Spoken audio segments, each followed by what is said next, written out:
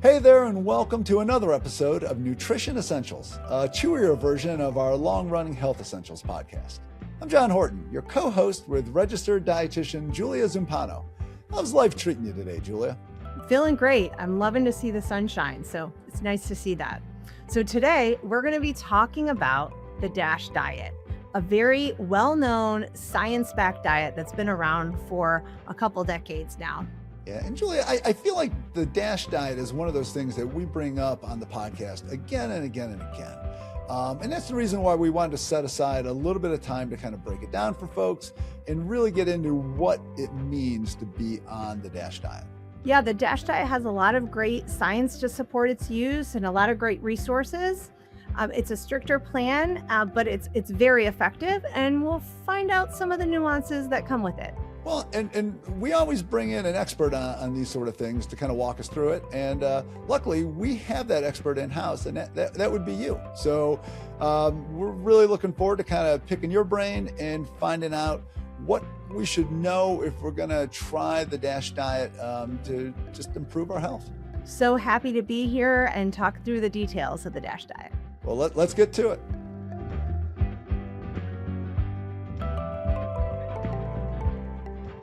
So, Julia, we always introduce you as a registered dietitian, but that title is pretty broad.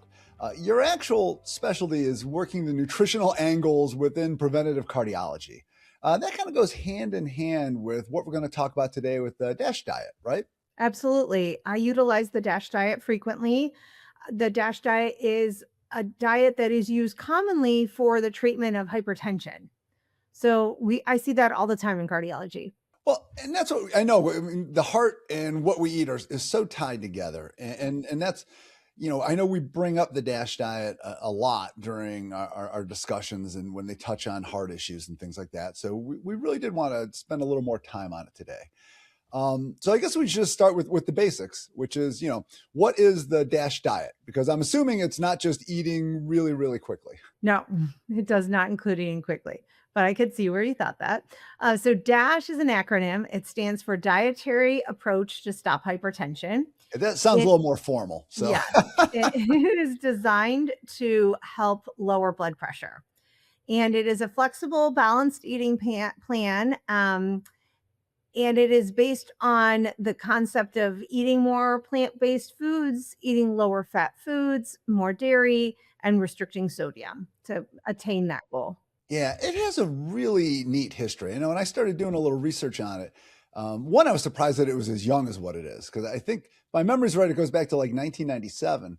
But it was just like, I think it was 160 like scientists or medical professionals kind of got together and just kind of came up with this plan to deal with high blood pressure that they were routinely seeing in people. Right. Yeah, it does date back quite a ways. And the best other part is that there are a ton of great resources if you're going to follow the DASH diet, meal plans, recipes, tons of resources, grocery lists, etc. And then there's also a great amount of research on this diet supporting its use. So that's one of the, the best foundation of this diet is that it's so well clinically supported. Yeah. And it seems like, just with the whole formation of it and everything after that, like it really just seems to hit the nail on the head when you're trying to address that very specific issue, which is high blood pressure. Right. Right. And it can help with other issues as well. It was designed for the treatment of hypertension, but it has been shown to reduce cardiovascular disease risk, even with, it's very diabetic friendly. It's overall anti-inflammatory, which I'm sure we're going to get into a little bit more deeper. So it was designed initially for the treatment of hypertension, but it can be used for other disease states or to try to prevent other, non-cardiac related health concerns. Yeah, because as you started to kind of share a little bit, it's very kind of plant-based, and it seems to hit on a lot of those common themes that we see in all these really healthy diet plans that are kind of sustainable for people if they're just trying to be healthy. Absolutely. The plan recommends specifically 4 main topic. So, first of all, eating vegetables, fruits, and whole grains, not surprising there, Yeah. right? Um, Always seem to be the recommended things. exactly. Eating dairy is a big foundation of this plan. So, eating low fat and fat free dairy products, fish, poultry, nuts, and beans as our main sources of protein. And then limiting those foods that we all know we should limit that are high in saturated fat, like fatty processed meats. It does limit full fat dairy and then some tropical oils. So it is way more of a lower fat diet when compared to some of more of the traditional guidelines that we're instilling now, such as the Mediterranean diet. And then it suggests lowering sugar sweetened beverages and sweets. Those seem like, yeah, really, I mean, basic things that we see in a lot of these healthy eating plans. So, Right. I mean, it's very similar to the Mediterranean style of eating or pretty much any basic diet recommendations we have, regardless of the plan you're following. so let's kind of just to run through kind of the rules of the DASH diet. We kind of just did a little bit there, but just to really break it down. So it looks like one, you want to make sure you're hitting whole grains. How are those going to help kind of with blood pressure to maybe bring those numbers down a little bit? Sure. So whole grains are usually one ingredient food. So when you think of a whole grain, you think of like quinoa or brown rice or wild rice or oats or even, a whole grain pasta. So any of those things really do only have one ingredient and they're minimally or very little processing in it at all. So they tend to not have any added sodium, which is very helpful for the reduction of blood pressure. So the more we process foods and we have things like white bread or bakery items that are not whole grain, we have more of a likelihood of a chance for those foods to have more sodium and some of those higher fat or vegetable based oils that then start to become more of a processed food. So, I mean, that's one aspect of it. The other aspect of whole grains is that they provide more fiber, dietary fiber, and they provide more protein than refined grains. And we know that those two things can lead to better blood sugar control, lead to better appetite control, and then ultimately better weight control. And we do know blood pressure is related to your weight of the time. So, small and moderate amounts of weight loss can positively impact blood pressure control. Yeah, I was gonna say, you mentioned fiber in there too, and I know one of the two other big groups that are kind of within that DASH diet are fruits and vegetables. Pretty much, it looks like everything you kind of find in the produce aisle. Sure. Those are all things that are usually pretty heavy in fiber content too, correct? Right, right. Absolutely. Those are primary sources of fiber. They're also, again, very low in sodium, if any at all. I always say you don't want to be concerned with the amount of sodium that's naturally found in celery. That's not what we're worried about here, right? That's not your So, biggest issue when people come in, like, "Hey, you no. gotta cut back on the celery a little bit." Right, right, and you have to think about it, the more fluid-based vegetables like that, I mean, they're providing you hydration and fluid, and they're also providing you potassium, which are found in fruits and vegetables, and the potassium helps balance sodium. Potassium helps promote the excretion of sodium, so that's also another back end way of how high intake of fruits and vegetables support blood pressure control and the reduction of blood pressure. That was such a cool thing that you just brought up with potassium and how it works with sodium, and that's something I don't think a lot of people necessarily, like, know off the top of their head, but it does sound like if you eat a little more potassium, what does it do to kinda, like, cut the sodium levels down in your body? Well, it helps promote the excretion of sodium. So if you're having a little more potassium, it helps you get rid of that sodium that you might be carrying and holding on to. So sodium pulls fluid into the cells, potassium pulls fluid out of your cells. So it really helps that promotion of excretion. So if you are going to follow, let's say, a little bit of a higher sodium diet, the higher potassium diet can help offset or get rid of some of that extra sodium. So that's potentially how it works. They work synergistically. Yeah, so a few more bananas, which I know everyone talks about with sodium, but then I know there's a lot of other fruits and vegetables that kinda hit that mark too. Yeah, bananas are a good source of potassium. Potatoes are a good source, leafy greens, beans, tomatoes. Avocado is an excellent source of potassium, nuts. So there's a long list of fruits and vegetables and plant-based foods that are high sources of potassium. Now, you did just bring up nuts, and I know nuts are I know they hit they check the box for what you want here, but the key is you want to make sure you're getting those unsalted nuts Right, and all that right. stuff, which is I don't think a lot of people naturally lean toward. Right. You definitely want to get unsalted or lightly salted, depending on your sodium intake and how much those nuts are contributing to your daily intake. The other thing you want to be mindful of is the DASH diet does not allow a lot of added fats. It's a lower fat diet. So serving sizes are very important when it comes to things like nuts and seeds. And with those fats too, I take it that's why you're talking with dairy. You're looking at fat-free or low-fat milks and Correct. Yeah. cheeses and yogurts and all that sort of stuff. And it does really promote dairy in the DASH diet, 2 to 3 servings of dairy a day, low fat or fat free, so milk, yogurt, cottage cheese. So cheese is gonna be a little higher in fat and sodium, so not recommending a lot of cheese, more of the lower sodium, lower fat dairy sources. Still can have some cheese, but just be really mindful of the sodium that's in the cheese. I say cheese is one of those things. I think we all like cheese way more than we should for our health. I know I've tried to cut back on it by using even just shredded cheese every once in a while instead of the whole slice because you figure you're getting a little less in there, but you still get a little bit of the taste. I do. I recommend also, I mean, that's a good choice, good option too. They do have those thin sliced cheeses now. So they're very, very thinly sliced pieces of cheeses. So they're about 3 slices is equivalent to one traditional cheese slice. So really, when you're using one of those ultra thin slices, it's a third of a typical slice. So that's very helpful too. I'll recommend those often, or if you get your cheese from the deli, having them sliced as thin as possible. Another option would be even looking outside of the dairy world for replacements to cheese. So I'll use avocado on sandwiches or salads instead of shredded cheese, or chopped nuts instead of shredded cheese. So looking for something else that's going to take the place of that, but still add some more flavor and even add some protein and healthy fats. Now we've talked mostly kind of plant-based foods so far, which always seems to be, really heavy in any of these like healthy diets. But the DASH diet does have a spot for lean meats and poultry and fish and things like that. So people will still be able to get their burger in there, right? Right, absolutely.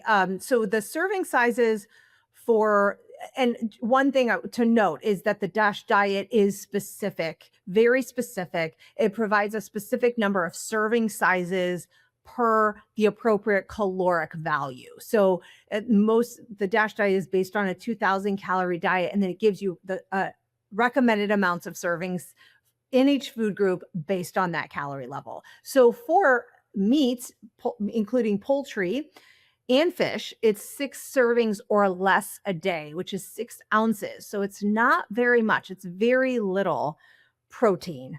It compared to, the current dietary guidelines for Americans, and even, when you're calculating protein needs, it most likely would be a little bit less than what's advised.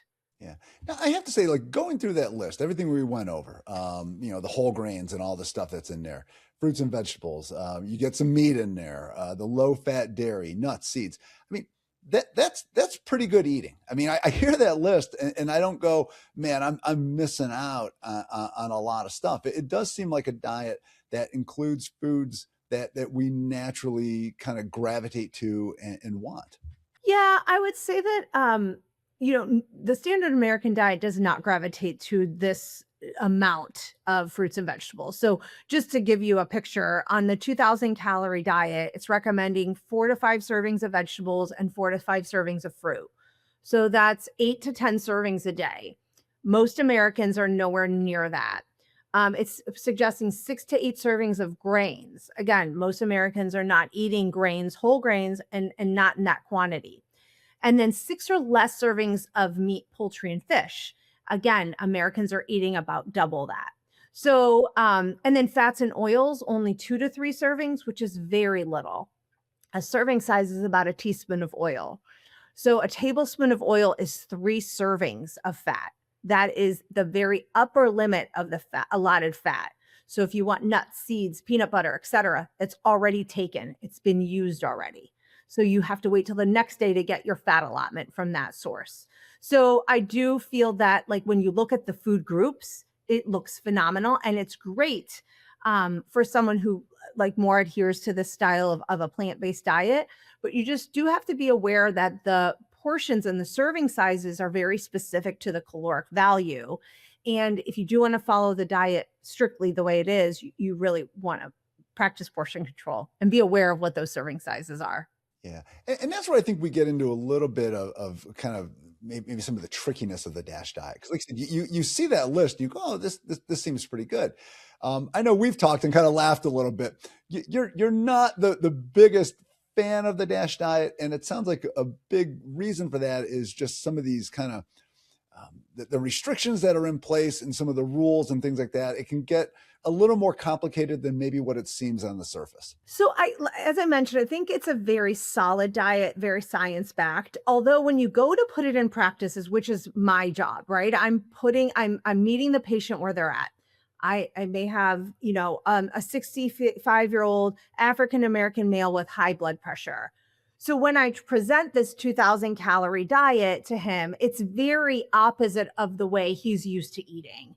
And it would be very challenging for him to follow this diet coming from where he's at, right? So my goal is to be able to provide the plan that's going to get him to lower his blood pressure and still enjoy his diet, is attainable, sustainable, and culturally appropriate, financially appropriate, whatever will be sustainable for him long term, because really this hypertension is likely not going to go away, right? So we're trying to manage it, we're trying to minimize it, we're trying to control it. So yeah, how do we do that? How do we take kind of the tenets of the DASH diet and then maybe adjust them a little bit, massage them, and make them fit into your lifestyle? So, well, just for this example, what I would use for this type of patient is I would give them a sodium restricted diet. So I would usually use the time that I have with them to educate them on where sodium is found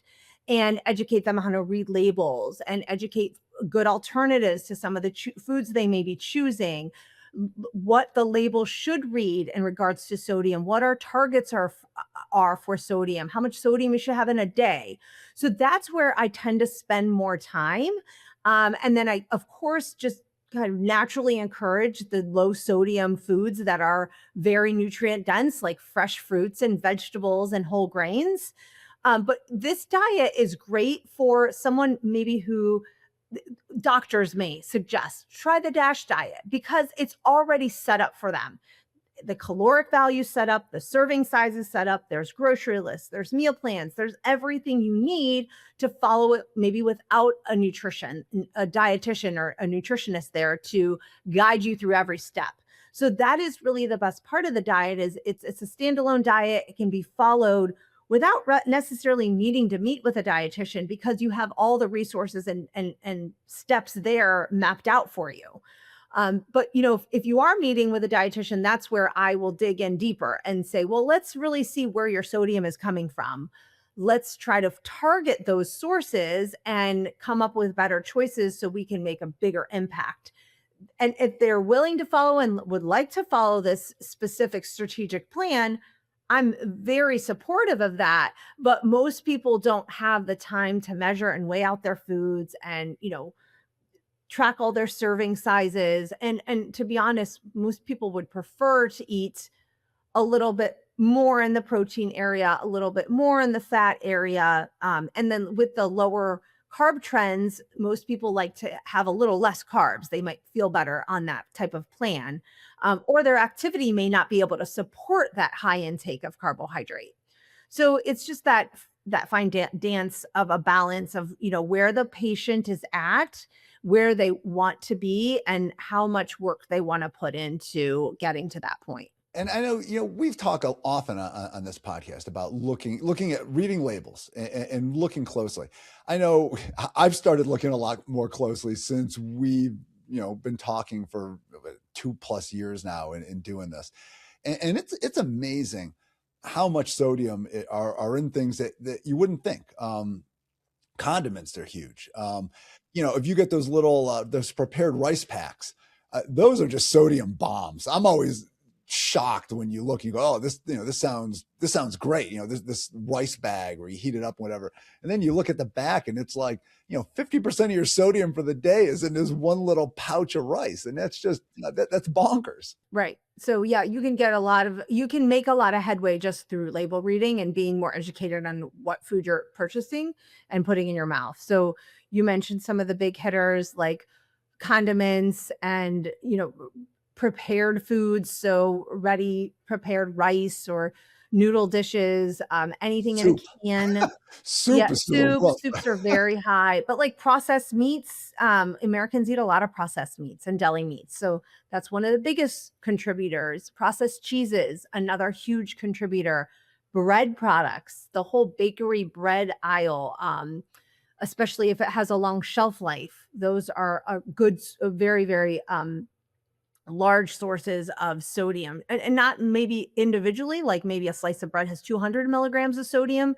Doesn't sound like a lot, but if you're eating, a sandwich twice a day or having toast in the morning, maybe you're having 4 slices of bread a day, that adds up to 800, and that's pushing into 50% of your needs.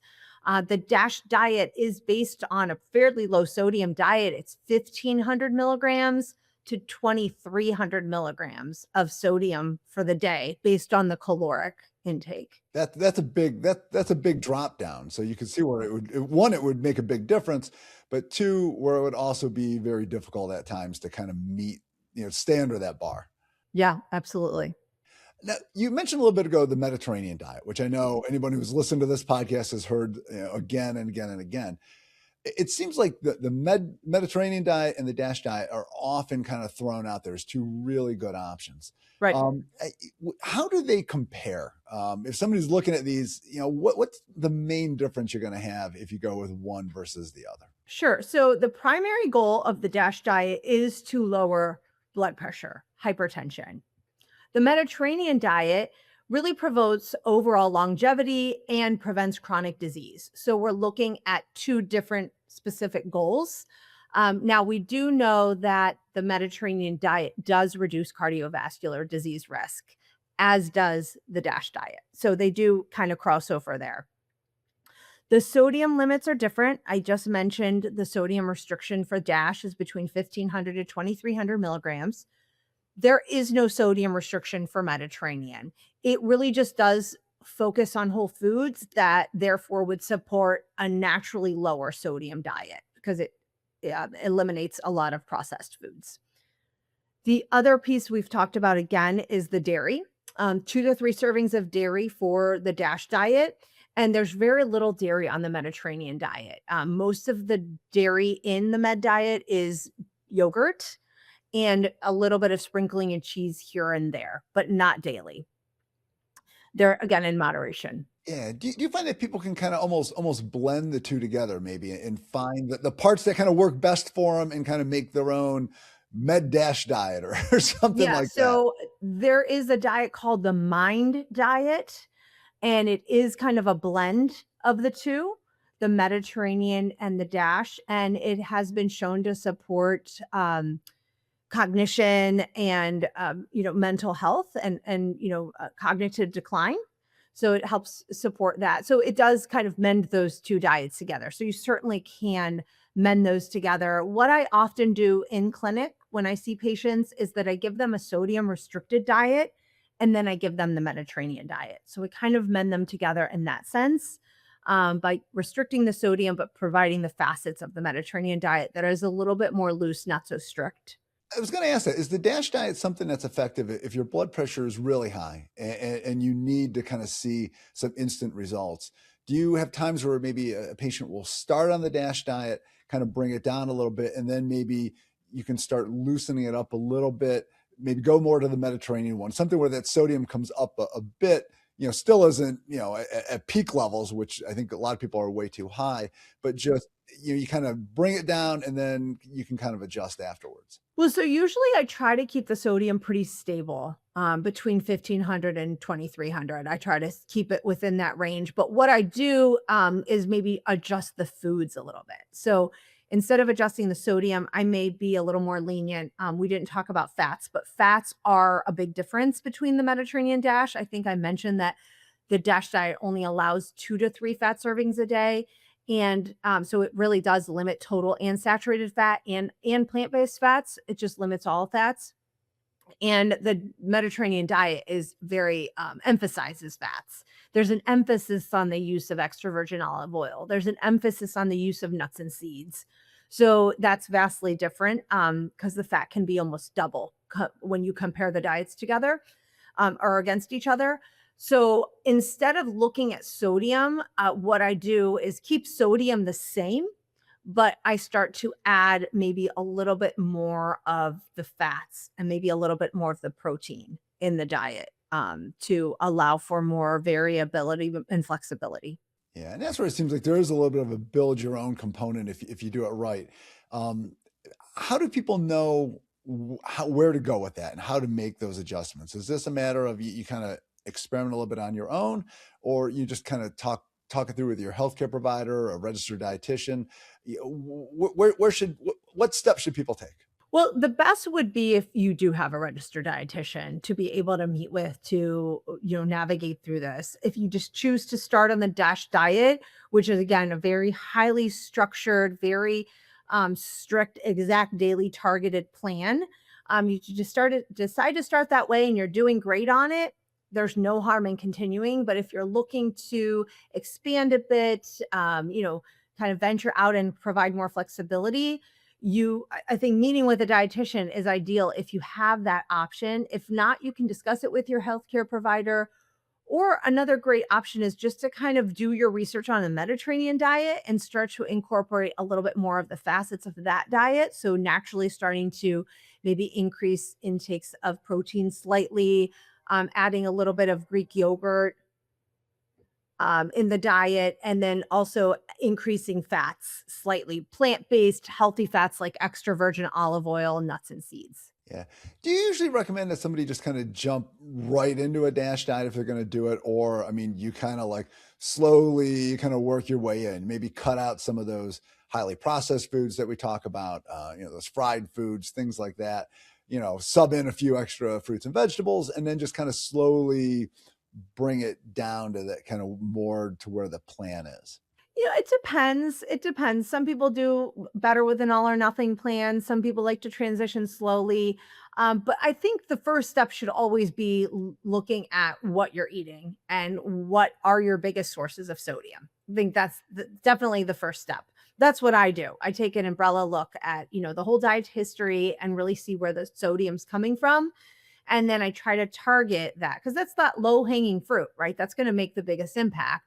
So deli meats, processed meats, fast foods, eating out, snack foods. I mean, we really target those foods first. Yeah, it is shocking. Like I said, if you spend a little bit of time looking at the labels and really kind of, zero in on that sodium line, it can be shocking when you see what the numbers are for things that you think might actually be good for you. Like I said, some of those rice, packages or things like that. You go, oh, it's rice. It's got to be, it's got to be okay. And then you look and you go, holy smokes, this is most of my sodium for the day.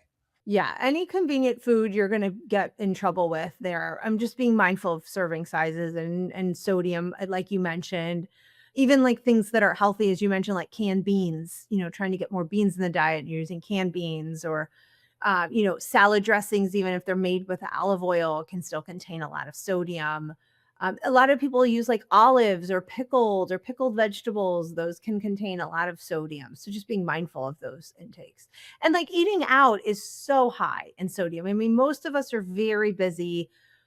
A lot of people don't have the time to prepare a meal from scratch. So you might be grabbing really quick, easy, pre-prepared items that when you put them all together can, equate to a very high sodium meal. Or you could be grabbing some takeout, something, ordering in or going to a restaurant, and that's going to be very high in sodium. So just being mindful of that. So, kind of bottom line here to kind of wrap everything up, because we've covered an immense amount.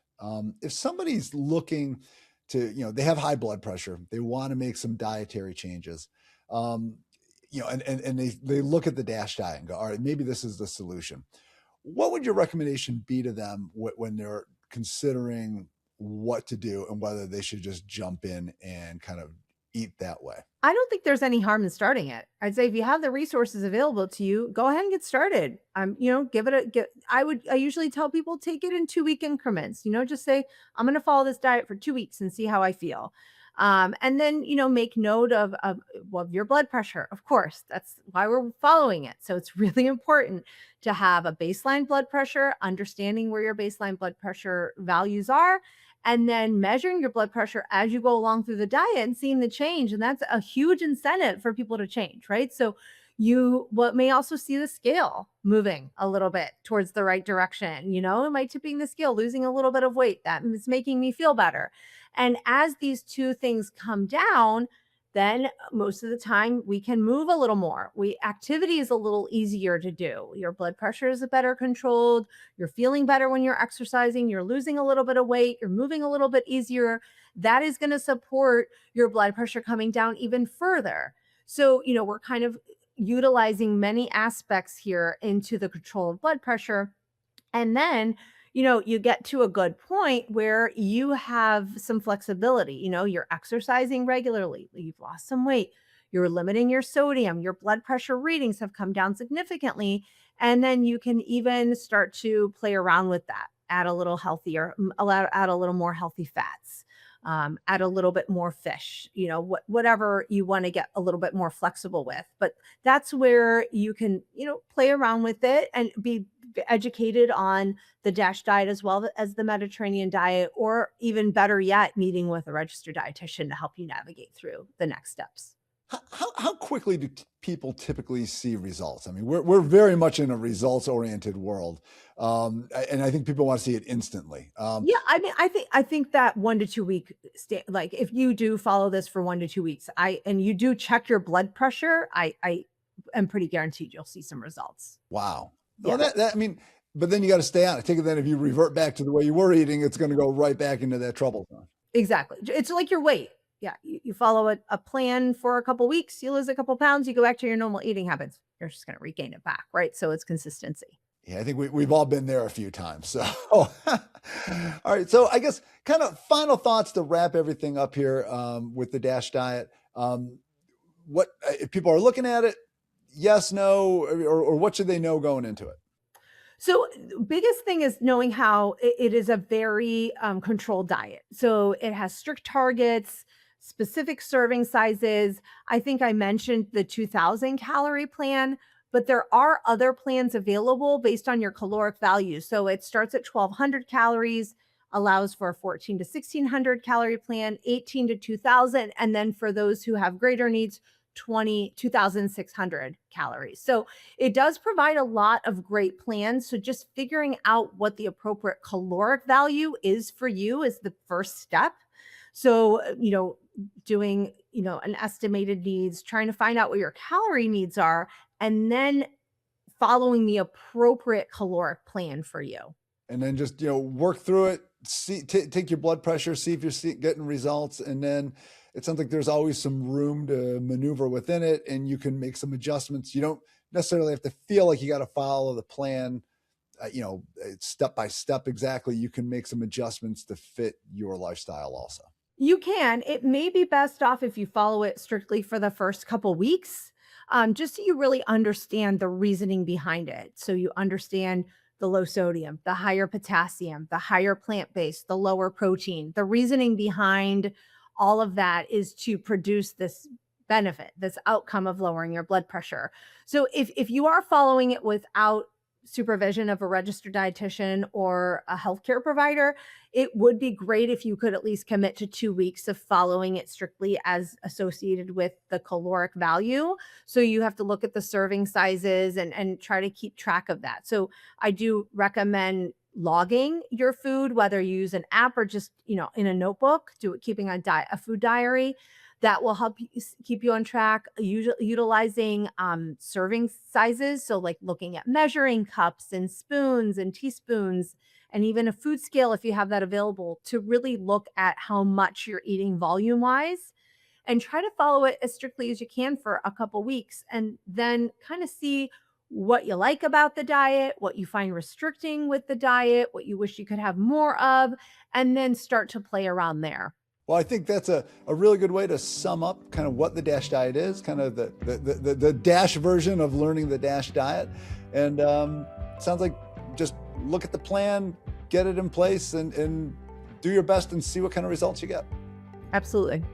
All right. Well, Julia, it's always great talking to you. And it was really nice just being able to talk with you on this program and kind of work through a diet that I know we mention all the time.